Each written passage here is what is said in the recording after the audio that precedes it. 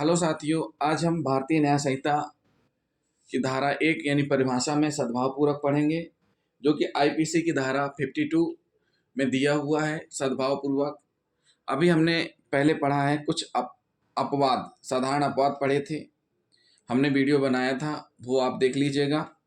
उसी में सद्भावपूर्वक आया था, हमने कुछ समझाने की कोशिश की, लेकिन आज हम थोड़ा डिटेल में सद्भावपूर्वक को पढ़ेंगे। तो जिन साथियों ने अभी तक हमारा चैनल सब्सक्राइब नहीं किया है, तो सबसे पहले हमारे चैनल को सब्सक्राइब कर लें। सद्भावपूर्वक का मतलब होता है, देखिए पहले एक चीज़ आप समझ लीजिए, हमने आपको पहले ही बताया कि अपराध क्या है। अपराध मतलब विधि द्वारा निषिद्ध कार्य जो दंडनीय है करना, और कैसे करना, दुराशय और मेनसरिया से, तो वो क्या कहलाते हैं, अपराध कहलाते हैं। लेकिन ऐसे कार्य जो भले ही विधि द्वारा दंडनीय हैं और निषिद्ध हैं, वही कार्य संपूर्ण सावधानी और सतर्कता के साथ किए जाएं तो वह अपराध नहीं है। तो सद्भावपूर्वक क्या है, आइए हम पढ़ते हैं। जब तक सम्यक सतर्कता तथा सावधानी से कोई कार्य नहीं किया जा रहा है, तब वह सद्भावपूर्वक नहीं माना जाएगा। मतलब जो भी काम है वो सद्भावपूर्वक होना चाहिए। जैसे इसमें क्या क्या तथ्य हैं, निहित हैं, बताए गए हैं कि ऐसा नहीं होता है कि आपने बोल दिया कि हमने तो सावधानी पूर्वक किया था लेकिन ऐसा हो गया। उसमें भी उस मामले की प्रकृति पर नज़र डाली जाती है।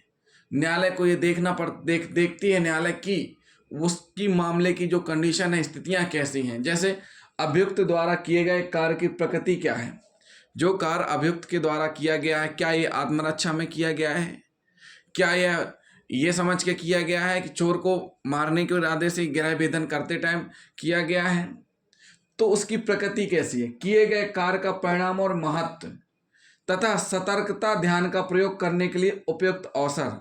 जो सामने वाले व्यक्ति है, जिसके द्वारा जो अभियुक्त है उसके द्वारा कार्य की प्रकृति, किस प्रकृति का कार्य किया है, और किए गए कार्य का परिणाम और महत्व, तथा उस व्यक्ति के द्वारा क्या क्या कितना अवसर था उसके पास सावधानी सतर्कता रखने का।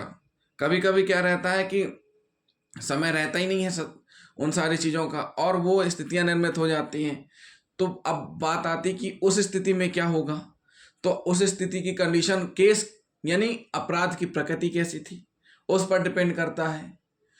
और इन सभी कंडीशनों पर, जैसे मान के चलिए अचानक से आपके घर में हमला हुआ, दरवाज़ा तोड़ के कोई चोर घुसे, उस स्थिति में आपके पास इतना समय नहीं था कि आप पुलिस को फ़ोन कर पाए। आपके पास आपकी खुद की लाइसेंसिस बंदूक थी।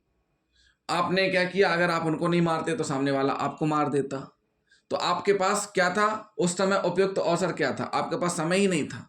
तो आपने जो कार्य किया है अपने बचाव के लिए किया है, अपनी रक्षा के लिए किया है, लुटेरों डकैतों से बचने के लिए किया है, तो ऐसे स्थिति में क्या माना जाएगा, सद्भावपूर्वक कार्य किया गया है।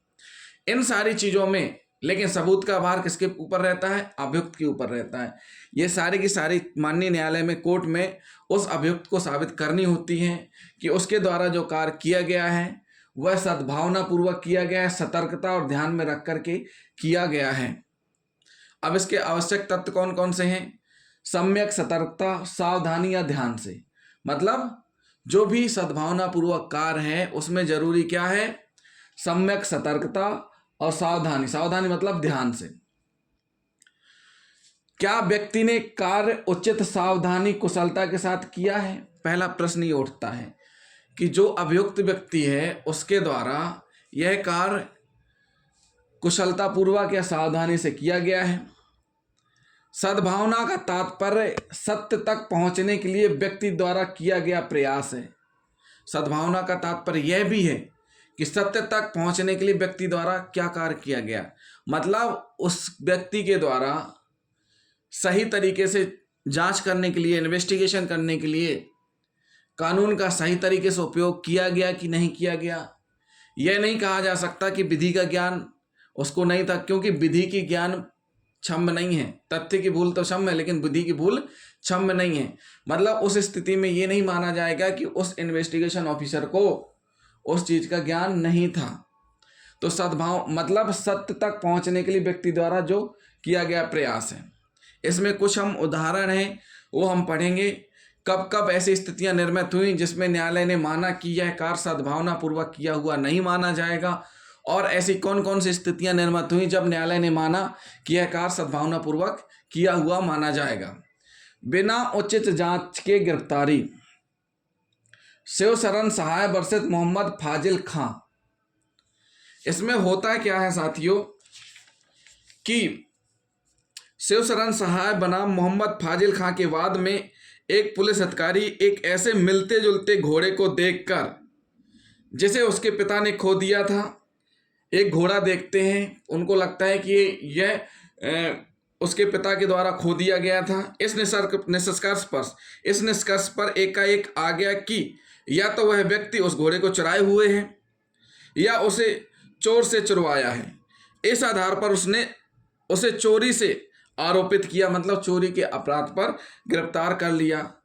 न्यायालय द्वारा यह अभिमत व्यक्त किया गया कि उसने बिना सतर्कता तथा सावधानी से कार्य किया था। न्यायालय ने क्या माना? बिना सतर्कता तथा सावधानी से किया था। मतलब कोई भी कार्य, चाहे वो पुलिस अधिकारी हो, चाहे कोई भी इन्वेस्टिगेशन एजेंसी हो, चाहे कोई भी गवर्नमेंट एम्प्लॉय हो, उसके द्वारा जो भी कार्य किया जा रहा है वो कार्य सतर्कता तथा सावधानी से किया जाना चाहिए, कानून के दायरे में रहते हुए किया जाना चाहिए। ऐसा नहीं है कि अगर सेम घोड़ा मिल गया, उसको लगा कि यही है, तो बिना कोई जांचे पहचाने पड़ताल के आप अरेस्ट कर लें। क्यों? क्योंकि जब इंसानों के साथ हम शकल हो सकते हैं तो फिर तो जानवर हैं।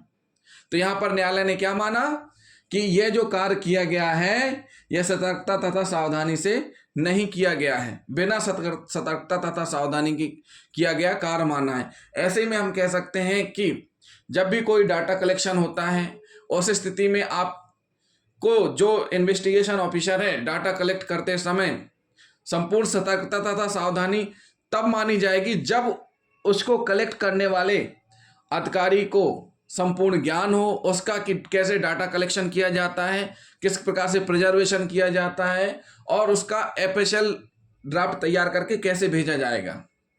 आप एनडीपीएस एक्ट में स्पष्ट रूप से माननीय सर्वोच्च न्यायालय ने भी कहा है कि जब तक प्रिजर्वेशन सही नहीं होगा उस स्थिति में रिपोर्ट का महत्व नहीं है, ऐसा न्यायालय ने भी कहा है। अगला पॉइंट हम देख लेते हैं, अकुशल व्यक्ति द्वारा शल्य क्रिया, सुक्रू कविराज। इसमें होता क्या है साथियों कि एक व्यक्ति ने जो शल्य चिकित्सा में निपुण नहीं था, मतलब एक ऐसा व्यक्ति जो डॉक्टर नहीं है, मतलब डॉक्टर की डिग्री नहीं है उसके पास, फिर भी वह डॉक्टर वाला काम कर रहा है। एक व्यक्ति की आंतरिक बवासीर की शल्य क्रिया की तथा यह कार्य उसने साधारण चाकू से किया और व्यक्ति को रक्तस्राव के कारण मर गया। मतलब एक व्यक्ति ने जो कि शल्य चिकित्सा में निपुण नहीं है, ना तो उसने कोई डिग्री ले रखी है, ना ही उसके पास कोई अनुभव है, फिर भी उसने काम कर दिया और ऑपरेशन करता है। ऑपरेशन किससे करता है? साधारण चाकू से। और जिस व्यक्ति का ऑपरेशन किया उसको अधिक खून बह गया, खून बहने से उसकी डेथ हो गई है। तो न्यायालय ने क्या माना? इसको भी क्या कहा है न्यायालय ने कि बिना सतर्कता तथा सावधानी से किया है और व्यक्ति का अधिक खून बहने के कारण मर गया। यह निर्धारित किया कि उसने सद्भावपूर्वक कार्य नहीं किया था, जबकि उसने पहले भी शल्य क्रिया की थी। ऐसा नहीं कि उसने ऑपरेशन पहली बार किया। तो यह हर जगह लागू होती है, यह केवल डॉक्टर पर लागू नहीं होती है बात, यह सभी के ऊपर लागू होती है जो भी उस कार्य के लिए जिम्मेदार हैं। अगर वो कार्य नहीं कर रहे हैं, मतलब एक डॉक्टर का काम एक डॉक्टर ही करे और ऐसा डॉक्टर करे जिसने डिग्री ली है, जिसने ट्रेनिंग ली है, जिसने अनुभव प्राप्त किया हुआ है। ऐसा नहीं है कि कंपाउंडर ऑपरेशन कर दे, ऐसा नहीं है कि कोई अदर व्यक्ति ऑपरेशन कर दे। वही करेगा वह कार्य जो उसके लिए दायक बनाया गया है, जिसके लिए वो जिम्मेदार बनाया गया है, जो उसके लिए कर सकता है। इसी प्रकार डिजिटल एविडेंस कलेक्शन में भी ये लागू होती है बात कि अनट्रेंड व्यक्ति डिजिटल एविडेंस कलेक्शन नहीं कर सकता है। क्यों? क्योंकि DEFR की भी ट्रेनिंग होती है। जिस प्रकार अकुशल व्यक्ति द्वारा शल्य क्रिया करने पर सद्भावनापूर्वक कार्य नहीं माना गया है, उसी प्रकार अन्य चीजों में भी माना जाता है। अब हम पढ़ेंगे क्या, विश्वास का युक्तियुक्त होना। विश्वास कब युक्त होता है? युक्तियुक्त का मतलब तर्क संगत। विश्वास बयान का आधार नहीं है। अगर किसी ने बोल दिया तो उसके बोलने बस से बयान सही नहीं माना जाएगा। उस संबंध में कुछ ना कुछ ठोस सबूत होना चाहिए। ऐसा नहीं माना जा सकता कि उसके द्वारा बोलने बस से ऐसा हो गया, जब तक कि तर्क संगत ना हो। अगर तर्क संगत नहीं है, अगर तर्क संगत है तभी दंड विधि में महत्व है। एक ऐसा बयान जिस पर विश्वास किया जाना है लेकिन तर्क संगत नहीं है तो दंड विधि में महत्व प्रदान नहीं किया जाता है। एक ऐसा मामला जिसमें न्यायालय ने माना कि सद्भावना पूर्वक किया गया है कार्य, क्या है? भाऊ निवासी वर्सेस मुलवी दयाल। मामला क्या है? एक पुलिस अधिकारी ने एक व्यक्ति से प्रश्न करने के पश्चात, एक पुलिस अधिकारी ने एक व्यक्ति को रोका, उससे प्रश्न किए, उसके द्वारा जवाब सही नहीं दिए गए। पुलिस अधिकारी उससे असंतुष्ट हुआ उसके उत्तर से। उसके बाद उसे गिरफ्तार कर लिया, पुलिस स्टेशन ले गया। उसे पुलिस स्टेशन ले जाने का उद्देश्य उसका केवल स्पष्टीकरण मात्र था कि वह सही सही जान सके कि वह व्यक्ति कपड़ों के बंडल को कहां से ला जा रहा था या कहां से लेकर के आ रहा था, कहां लेकर जा रहा था। मतलब एक व्यक्ति था जिसे पुलिस अधिकारी ने रोका, उसके पास एक बंडल था। पुलिस अधिकारी ने उससे पूछताछ की, नाम पता सही पूछा, नाम पता सही नहीं बताया उसने, और साथ साथ जो उत्तर दिए उसने उस गठरी के संबंध में संतुष्टिदायक नहीं थे। इसलिए उस पुलिस अधिकारी के द्वारा उस व्यक्ति को गिरफ्तार कर थाने ले जाया गया। तो ऐसी स्थिति में न्यायालय ने अभिनिर्धारित किया कि यह कार्य सद्भावना पूर्वक किया माना जाएगा। क्या माना जाएगा? सद्भावना पूर्वक किया माना जाएगा। साथियों, ये तो हुआ क्या, सद्भाव पूर्वक हमने आपको समझा दिया, इसलिए स्पष्ट रहे, सभी लोग ध्यान दें। ऐसा कोई भी कार्य ना करें जो विधि द्वारा निषिद्ध है, विधि द्वारा दंडनीय है। और सद्भावना पूर्वक का लाभ या सद्भावना पूर्वक की स्थिति अभियुक्त को ही साबित करनी है, भार उसी के पास रहेगा। और साथ ही साथ यह तब माना जाएगा संपूर्ण सतर्कता सावधानी पूर्वक किया गया हो, मतलब ऐसे व्यक्ति द्वारा किया जाए जो उसके लिए लायक हो या जो उसके लिए सक्षम हो या जिसको ट्रेनिंग प्राप्त है, जिसके पास डिग्री है, जिसके द्वारा उस कार्य करने के लिए उसको अधिकृत किया गया है। ऐसा नहीं कि कोई भी कार्य कोई भी कर सकता है। अब हम पढ़ेंगे धारा 52A आईपीसी में और भारतीय न्याय संहिता में 113, मतलब धारा परिभाषाओं में ये 13 नंबर पे संश्रय। तो संश्रय को समझ लीजिए, सहारा देना। कैसे सहारा देना? किसी व्यक्ति को आश्रय देना, भोजन देना, पानी देना, धन देना, वस्त्र देना, हथियार देना, गोला बारूद तथा वाहन के साधन प्रदान करना कब अपराध है? जब सहायता अभियुक्त की गिरफ्तारी को टालने के उद्देश्य से की गई हो, उस व्यक्ति को पकड़े जाने से बचाने के लिए करना। मतलब एक ऐसा अभियुक्त जो फरार है, फरारी काट रहा है, जिसको पकड़ने के लिए पुलिस लगी है, उस स्थिति में उस व्यक्ति को किसी व्यक्ति के द्वारा अगर आश्रय, भोजन, पेय, धन, वस्त्र, हथियार, गोला बारूद तथा वाहन उपलब्ध कराया जाएगा तो वह भी दंडनीय होगा। क्या कहा गया? उसको दंडनीय होगा, उसको भी अपराधी माना जाएगा। एक उदाहरण से हम समझ लेते हैं। एक अभियुक्त है, उसका भाई, दोनों साथ में रहते हैं। पुलिस ने अपराधी के घर जाकर उससे यह कहा कि वह अपने भाई को उसके समक्ष हाजिर करे। 2 भाई हैं, 2 भाई में से एक आरोपी है, एक के ऊपर अपराध नहीं है। पुलिस ने उसके भाई से कहा कि अपने अपराधी जिसके ऊपर अपराध है उस भाई को हाजिर करें। अब होता क्या है, भाई ने क्या किया? अपराधी को छिपा दिया। भाई ने अपराधी को छिपा दिया तथा घर से वापस होकर पुलिस को यह बतलाया कि भाई का लड़का कह रहा है कि उसका भाई घर में नहीं है। पुलिस शक के आधार पर अर्थात अपराधी की बातों पर विश्वास न करके घर की तलाशी ली। तलाशी लिए जाने पर पुलिस ने घर के कोने में भाई को छिपे हुए देखा। वास्तव में उसने अपने चेहरे को बुर्के से ढक रखा था। अपराधी के भाई को संश्रय प्रदान करने के लिए अभियोजित किया गया, मतलब